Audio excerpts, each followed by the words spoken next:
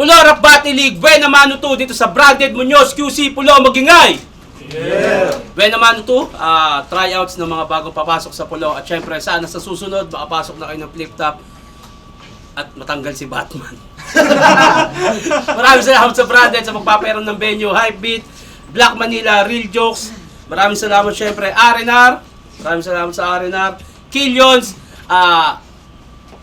Pinoy Boulevard kay Madam Erlyn Shaw. At sa kanan ko, may bagong pasok sa Pulo. Magpakilala ka. Yo, Jaime, Tripulante, CKL, Pari ko. Shoutout sa mga kasama ko. JC, Ryan, Jello, Rumrum, IJ Pump, and R&R. Yeah, the best. Sa kaliwa ko, may MC. Magpakilala ka. Ayun, shoutout Vito Aquinas. Shoutout ko yung mga botante sa Pilipinas. Nanalo ng coin to si Vito. Pinili niya muna si Jaime. Ako yung nanalo. Ikaw nanalo. Pinili niya muna. Pakinggan natin. Go. Yo! Buena Mano Game! Game! Ito ang aking unang laban sa ika-12 ng Abril na paraon. At si James, ang unang mamamaalam sa 12 Martir na paraon. Kaya palakol sa iyong ulo dahil perfectong modelo ka ng pagkamal, edukado, galawang Ukraine na desperado, itong palong-palo. Halatang umaasa ka lang sa mga English mong bado. Kaya gamitin mo na yung trump card mo sa bawat last line mo dahil bad sign to sa mga tagline mo. Ako right one mo, kaya ang right path ko, ikaw yung flat line to. At kahit ulitin man natin na cycle ng lifetime mo, saan man tayo puntang timeline yun, magiging tagahawa ka pa rin ng bad sign ko.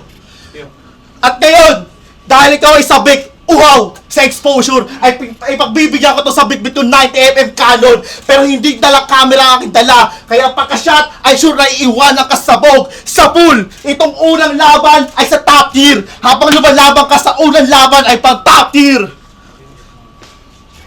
Palakit na matino. Ayaw na ba?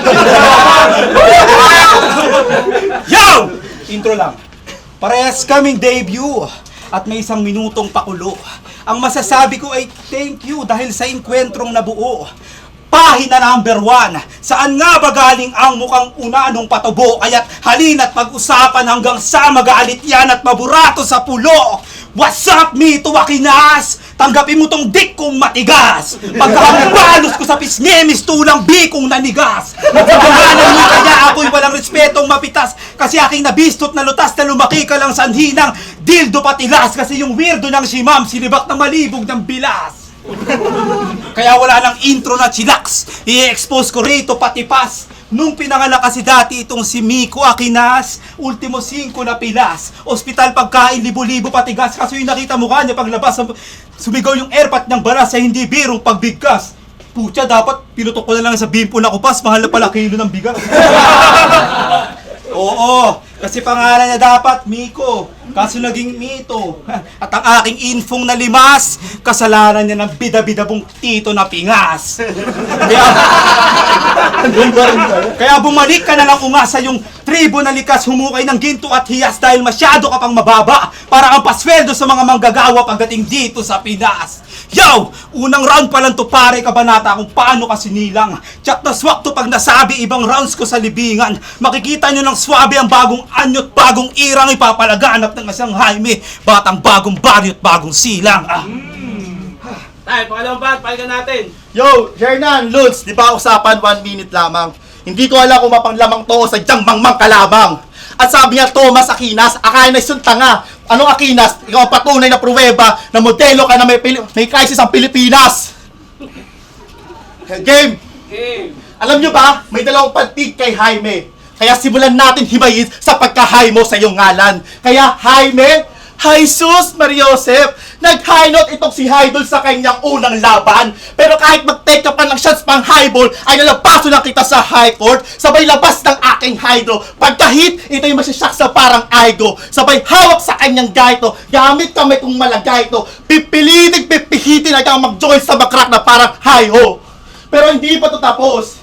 Dahil may meron pa sa kanyang ngalan. Ika'y latang walang laman na parang ubus na mega lang. Habang aking utak, walang hangganan, bala mega mind. Baka bara mo puro mema chong. Nag-aasta ka pang sipu, pero si mega nun. Kaya nalaban mo sa akin na full pa ka-skillset malang mega sword. Bawat bara kumidiin, Megatron.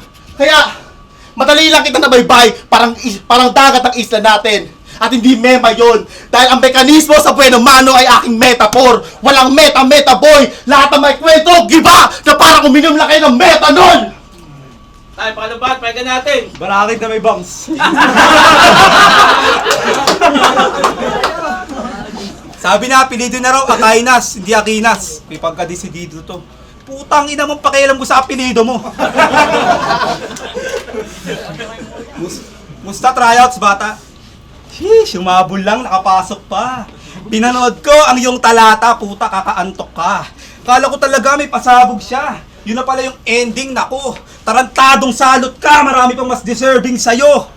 Nagpakaiba ka lang ng tryouts pero hindi ka kakaiba. Magkaiba yung magaling sa outclass, papaliwanag ko sa'yo, halika nga. Yung motto mong, tryouts pa lang naman to. Sa battle, marami pa akong papakita. Nakakatawa ka. Mahiya ka naman tanga sa binibigay. Yung pinaka na mapatryouts man o battle, hindi nagpapabaya. Kaya sa mga nagsabing sure win to ha, huwag yun to masyadong kabiliban. Tignan nyo nga, walang kalaban-laban. Parang marshmallow sa ihawan.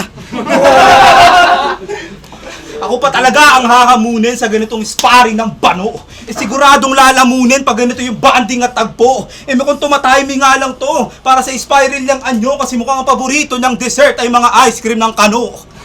What a gay shit. Sige na, aminin mo na po. Paborito niyang agahan, isawsaw yung saging sa taho. Swerte mo na nga rin. Natanggap ka sa masasabing isa sa mainstream sa laro. Kasumalas mo lang gago, tinapat ka sa delikadong pinakamagaling mag-rhyme scheme sa kalo. Ha? Tayo, muli ba? Pahinga natin. Yo, sabi niya Akainas, pinagtatanggol niya pa yung Aquinas. Game, si Jaime ay mahilig maglibat ng hindi pinag-iisipan. Halatang walang naintindihan, kaya malilintikan itong piling lang yung mga sabat ay puro pinilit na lang. Godfather ni YG, alam kong di mo na-gets yun. Siya man yung taga-Bagyo pero mas nagbukakan taga-Bundok. Yan kasi, di porket natutong sumagot, kala mo tama na. Tandaan sa laban tong right minus wrong. Kaya tama ba? O tama na, dahil ako'y batong-bato sa mga kanta at laban mo. Daig ko pa nakinig sa mga drama ni Bato, kaya ano Bato? Ang sarap mong ibato, sabay hambalos yung ulo mo sa ginibakong bato. Bagamat, tagtag, tagtag, katawang lagapag, badbad, pagpag, sa aandaan lagapag, kaya tad akong magiging Aguinaldo. Pagkatapos kong gawin itong biyak na bato. Kaya, tubong kankalo ang malas mo. Ito yung kamalian na paglaban sa tulad do ang kalaliman ay pangkalawakan. Ito yung panandalian na kamatayan. At nasa QC ka kaya wala kang malapitan na maaasahan. Ano ba? Pahinga natin. Balakid na cute. Diba? Tangina.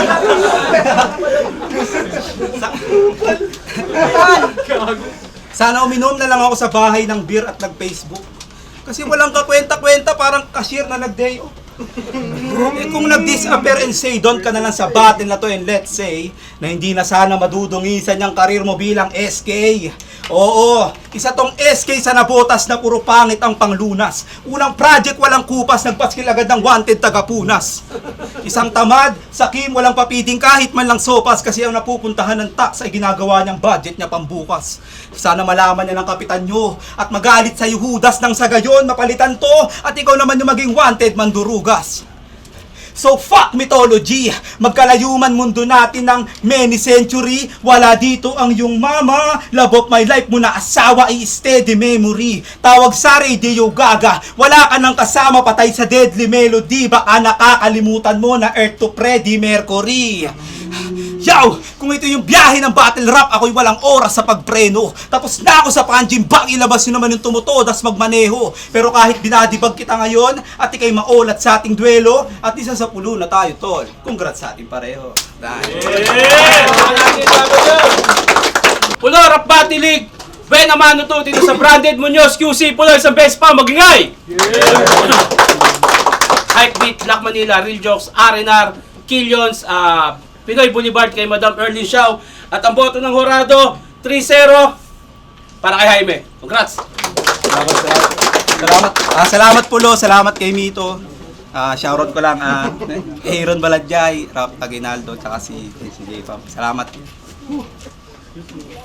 Yun, shoutout no. So hindi totoo yun sa SK, so salamat lang yun.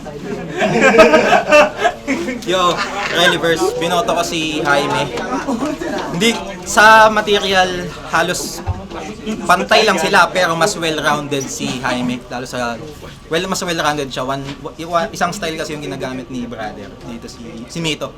Tapos, branding, goods yung branding niya, tsaka yung technique na ginagamit. Pero mas effective, mas well-rounded, mas magaling bumigkas. So, yun lang, overall. Mas binoto ko si Jaime. Yung point yung napansin ko kay Mito, medyo mabilis yung pacing niya. Dahil doon parang di na-absorb yung mga sulat niya. Si Jaime, halos perfect naman yung pacing niya all throughout. At gets naman na-absorb naman natin yung mga sinasabi niya. At overall, ramdam ko kung usapang overall na control kasi yung crowd na mas maayos si Jaime. Tsaka medyo nakuha niya kasi buong momentum na ginagawa ni Mito. Halos kinukuha nila ni Jaime sa bawat rebat niya na halos nagpapang one-sided yung battle. Yung mula binoto nga pala si Jaime. Yung bali all 3 rounds kay Jaime. Although malakas naman yung all 3 rounds ni Mito pero na-overpower pa rin siya ni Jaime.